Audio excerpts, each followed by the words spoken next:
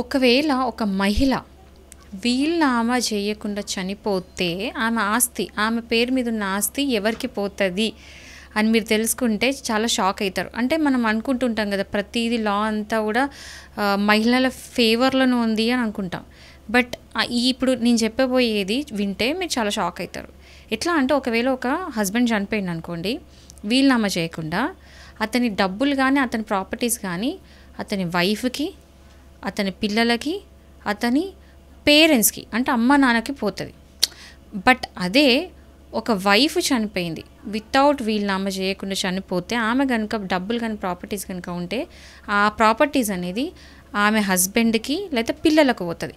ఒకవేళ హస్బెండ్ ఉన్న పిల్లలు లేనప్పుడు డైరెక్ట్గా వాళ్ళ అత్తమామలకి పోతుంది. అంటే ఆ హస్బెండ్ వల్ల పేరెంట్స్కి పోతుంది, కానీ ఆమె పేరెంట్స్కి పోదు.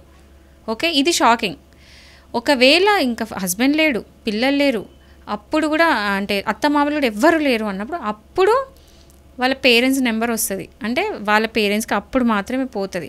సో చాలామంది అంటుంటారు మహిళల ఫేవర్లో ఉందని. ఇది ఫేవర్లో ఉందా లేదా ఒకసారి మీరే ఆలోచించుకొని కమెంట్స్లో పెట్టండి మీ ఒపీనియన్ ఏంటో. సో ఇన్ఫర్మేషన్ మీకు యూజ్ అవుతుందని చెప్పేసి ఈ రీల్ చేయడం జరిగింది. ఎందుకంటే one of my friend asked me this question, ఏంటి టెక్నికల్గా ఒకవేళ ఇట్లయితే అట్లయితే ఎట్లా అని అడిగినప్పుడు ఈ వీడియో ఇంట్రెస్టింగ్ ఉంది కదా, అందరికి యూజ్ఫుల్ అవుతుందని చెప్పి చేయడం జరిగింది.